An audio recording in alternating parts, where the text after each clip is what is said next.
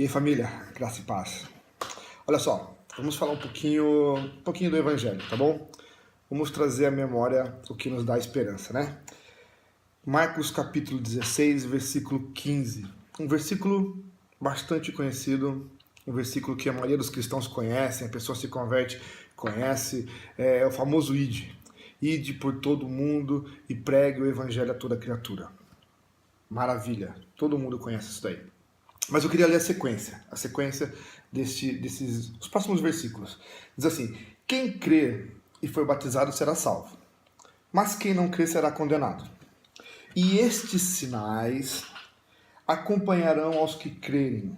Em meu nome expulsarão demônios, falarão novas línguas, pegarão em serpentes, e se beberem alguma coisa mortífera, não lhes fará dano algum. E imporão as mãos sobre os enfermos e eles serão curados. Tem dois pontos importantes nesse texto.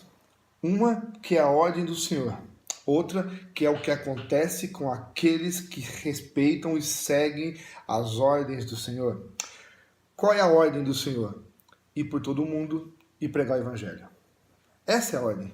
Olha, você vai lá e você prega a palavra de Deus. Pregando a palavra de Deus, alguns sinais, estes sinais poderão acontecer. Vocês vão colocar a mão, os enfermos vão ser curados, orando em nome de Jesus, demônios serão expulsos, enfim. Os sinais, a consequência de pregar o Evangelho são esses sinais. O que está acontecendo é que as pessoas estão trocando a carroça com os burros. Essa é a verdade. As pessoas não estão pregando o Evangelho e elas estão se preocupando com sinais. Elas estão indo para as igrejas, estão pregando, igrejas estão sendo lotadas de pessoas que estão indo lá para ver os sinais e não o Evangelho. E o pior é que os pastores estão pregando os sinais, estão tentando demonstrar sinais. Alguns, com todo respeito, não fazem nada, não passa de mero teatro, show ali, como Spurgeon disse, palhaços entretendo os bodes. Eu acho interessante quando Champlin ele fala sobre Marcos 16:15, porque ele diz assim, que descrições como essa estão sendo usadas abusadamente por amigos da igreja. Descrições como essa, ide por todo mundo e prega o Evangelho a toda criatura, estão sendo usadas errada, porque as pessoas estão usando o culto. E ele se refere a isso de uma forma que as pessoas estão usando o culto para fazer, se pegar, os pastores pegam serpentes para mostrar que estão cumprindo o que Deus está falando. Eu, por exemplo, uma vez assisti um vídeo vi no Facebook um vídeo, uma passagem lá, uma postagem, que o rapaz, ao invés de fazer o culto, ele diz assim, ao invés de culto de quarta-feira, nós faremos hoje a mesa da revelação. E aí o cara, o pastor, botou uma mesa com uma toalha branca, olha para onde vai, uma toalha branca, e aí as pessoas entravam em famílias, ou casais, ou individualmente, e ao invés de se ter uma palavra, o culto foi assim, o pastor fazia revelações sobre a vida. Qual a diferença que isso tem do mundo? Nós estamos perdendo a essência do que é o Evangelho, do que é a palavra de Deus, nós estamos deixando de lado a palavra de Deus, e as pessoas estão se preocupando em ir para a igreja, buscar sinais, buscar cura, ao invés do que é o Evangelho. Vamos entender, olha, João Batista, Mateus capítulo 3, ali, verso 2 ou 3, ali, ele fala, arrependei-vos porque é chegado o reino dos céus. Arrependimento. A pessoa vai para a igreja, ela tem que entender que o primeiro passo da vida dela é se arrepender, é se converter dos seus maus caminhos, é voltar para Cristo, é estar em Cristo. Depois disso, ela vai poder ter uma maturidade para saber se Deus curar muito bem. Se Deus não curar, ela vai estar madura, ela vai estar amparada, ela vai poder olhar para essa situação como Paulo, no caso do espinho da carne. A tua graça me basta, Senhor, e de bom grado eu aceito isso, eu fico feliz nas injúrias, nas fraquezas, nas perseguições. Outro exemplo, as pessoas usam Atos capítulo 3.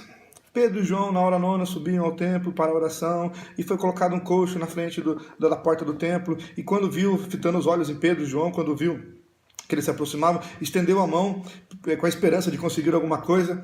Aí, se não me engano, Pedro olha para ele, fita os olhos nele e diz, olha, não tenho prata nem ouro. E ele fala isso porque o homem estendeu as mãos pedindo algo.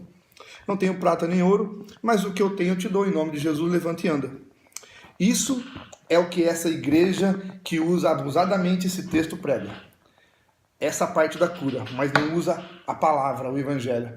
Porque depois que isso acontece, amém, esse homem é curado, as pessoas que estão ao redor avançam e se aproximam de Pedro e João, e aí Pedro começa uma pregação duríssima, e ele começa a falar que vocês crucificaram Jesus, vocês entregaram Jesus, o autor da vida, e Pedro conclui da seguinte forma, arrependei-vos agora, para que sejam perdoados os vossos pecados. A palavra ali foi arrependimento. João Batista falava arrependei-vos. Quem lhes ensinou a fugir da ira vindoura, raça de víboras? Arrependimento. E não existe mais arrependimento nas igrejas. Certa vez eu ouvi alguém falar assim para mim, não, porque a igreja, ela tem que ter milagre. Amém. Amém. Tem que ter milagre, né? Cura, enfim, pode ter, amém. Como pode não ter, mas amém. Mas quando ele disse isso, eu percebi que a preocupação dessa pessoa era que o milagre, ou a cura, ou a libertação, estava acima de qualquer outra coisa. E muitas pessoas vão na igreja com apenas essa ganância de ser próspero, ou apenas desesperado para conseguir uma cura, porque estão com enfermos, ou passando por algum problema, e logo depois que esse problema é resolvido, eles se afastam do Senhor. O ponto-chave é o arrependimento. A pessoa precisa arrepender, a pessoa precisa entender que ela não merece nada, além da graça de Deus. O que vier depois é lucro. Só que a igreja está torcendo isso, está distorcendo isso, está destruindo isso, e nós temos que começar a olhar para essa questão com um olhar muito sério. Muito sério. Deve haver arrependimento, deve haver mudança de comportamento, deve haver uma situação onde você decida estar na presença de Deus, porque Deus é Deus, e não pelo que Deus pode fazer para você. Amém? Deixa essa palavra para você aí. Deus abençoe.